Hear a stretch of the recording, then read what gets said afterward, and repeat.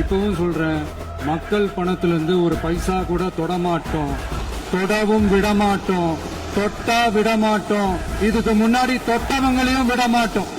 ஒவ்வொரு ஊழலா வெளியில. வணக்கம் நண்பர்களே, நான் உங்கள் நவீன். சும்மா இருந்த சங்க ஊதிக்கு எடுத்துட்டாங்க. அந்த மாதிரி தான் எனக்கு இந்த சட்டசபையில் நடந்தே தெரியுது. விஜய் சார் பேசுங்க, சிஎம் சார் பேசுங்கன்னு சொல்லிட்டு எதிர்கட்சியை சார்ந்தவங்க ரொம்ப அமளி பண்ணிட்டு இருந்தாங்க.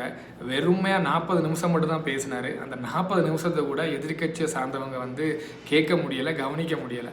ஒரு 30 நிமிஷம் ஆகிறதுக்கு முன்னாடி எதிர்கட்சி சார்ந்தவங்க வெளியே போயிட்டாங்க. அப்புறம் எதுக்குங்க அவரை போட்டு பேசுங்கிறீங்க? அவர் பேசாமல் இருக்கிறதே நல்லது தான். அவர் பேச ஆரம்பித்தா நீங்கள் அதை கேட்க மாட்டீங்க, நீங்கள் வெளிநடப்பு பண்ணிடுவீங்க. அப்புறம் எதுக்கு போட்டுட்டு விஜய் சார் பேசுங்க, சிஎம் சார் பேசுங்கன்னு சொல்லிட்டு ரொம்ப ஆர்ப்பாட்டம் பண்ணிட்டு இருக்கீங்க. ஸோ இன்றைக்கி நம்ம அதை பற்றி பார்க்கலாம். விஜய் சார் என்ன பேசினார், எதிர்கட்சி எதுக்கு வெளியே போனாங்கன்னு சொல்லிட்டு பார்க்கலாம். வாங்க பார்க்கலாம். முதலாவது, விஜய் சார் பேச ஆரம்பிக்கும் போது நற்பணி மன்றமாக இருக்கட்டும், மக்கள் மன்றமாக இருக்கட்டும், அதில் இருந்துட்டு ரசிகர் மன்றங்கள், அதில் இருந்துட்டு மக்கள் என்னென்ன நல்லது பண்ணார், என்னென்ன பொது சேவைகள் பண்ணிருந்தான்னு சொல்லி பேசியிருந்தாரு. அப்போ எப்போ கட்சி ஆரம்பித்தார் அது எல்லாமே பேசியிருந்தார். அதெல்லாம் நமக்கே தெரியும். ஜல்லிக்கட்டு போராட்டமாக இருக்கட்டும், அதுக்கப்புறம் தூத்துக்குடி துப்பாக்கி சூடாக இருக்கட்டும், இந்த மாதிரி இடத்துலலாம் அவர் குரல் கொடுத்துருக்காரு. அதெல்லாம் மற்றபடி அது இல்லாமல் நிறைய மாணவர்களுக்கு உதவி பண்ணியிருக்காரு. இதெல்லாமே நம்ம பார்த்துட்டு வந்திருக்கோம்.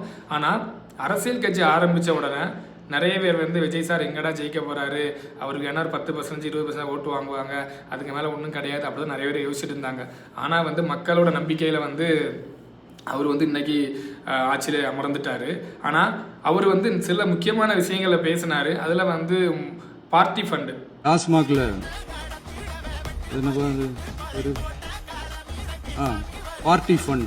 பார்ட்டி ஃபண்ட் கட்சி நிதி அப்படின்ற பேர்ல அடிச்ச கொள்ளையெல்லாம் ஒண்ணா இப்போ கவர்மெண்டோட கஜானாவுக்குள்ள கொண்டு சேர்த்துக்கிட்டே இருக்கிறோம். இந்த பார்ட்டி ஃபண்டு பேச ஆரம்பிச்சதுலேருந்தே எதிர்கட்சி சார்ந்தவங்க ரொம்ப சலசலப்பை ஏற்படுத்தி சட்டசபை விட்டு வெளியே போயிட்டாங்க. ஸோ இதில் என்னென்னா, எனக்கு தெரிஞ்சு அந்த பார்ட்டி ஃபண்டுங்கிற இதுலேயே அப்போ பெரிய ஒரு ஊழல் இருந்திருக்கு, ஒரு பெரிய கரப்ஷன், அந்த மாதிரி கமிஷன் ஏதோ இருந்திருக்கு. அதனால தான் அவர் எப்போ அதை பேச ஆரம்பித்தாரோ அதுலேருந்து எதிர்கட்சிக்காரங்க படப்படப்பு எல்லாரும் வெளியே போயிட்டாங்க. ஸோ என்னை பொறுத்தவரை இந்த அரசாங்கம் விஜய் சார் என்ன சொன்னார்னா, அதை பற்றி நாங்கள் விசாரிப்போம், அதில் வரக்கூடிய ஃபண்டு எல்லாமே இப்போ ஆட்சிக்குள்ளே கொண்டு வந்துட்டு இருக்கோம் அப்படின்னு சொல்லியிருந்தாரு. அது வரவேற்க தமிழ்நாடு முழுவதும் நீங்கள் பாருங்கள், ஊழல் லஞ்சம் இல்லாத ஒரு இடம் நீங்கள் பார்க்க முடியாது. கரப்ஷன் கமிஷன் தான்.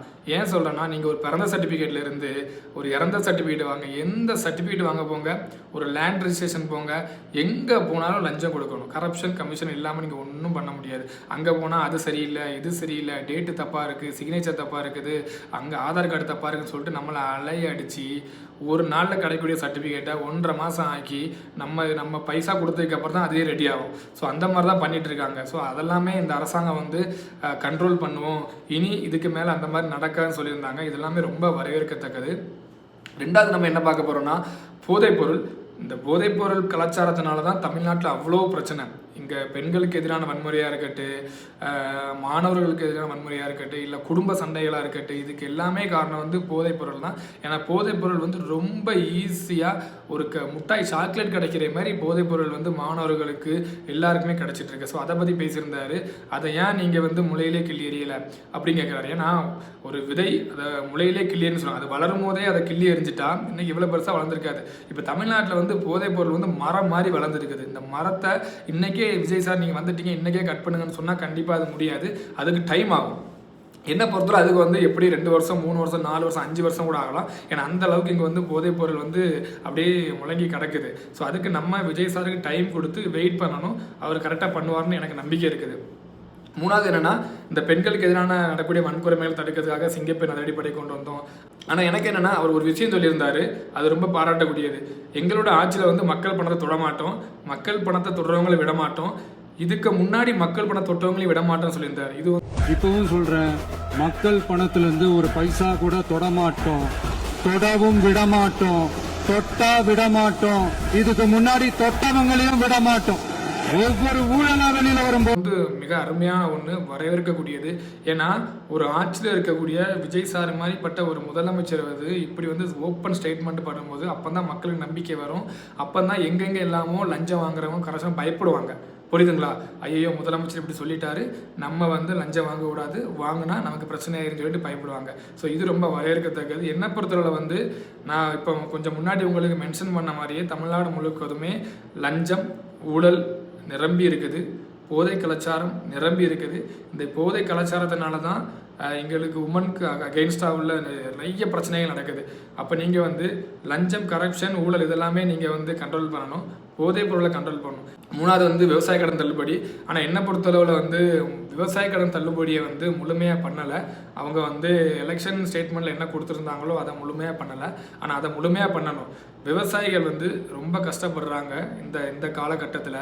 சடனாக புயல் வந்துருக்கு, அவங்க பயிரிட்ட நிலங்க இது எல்லாமே அழிஞ்சு போயிருக்கு.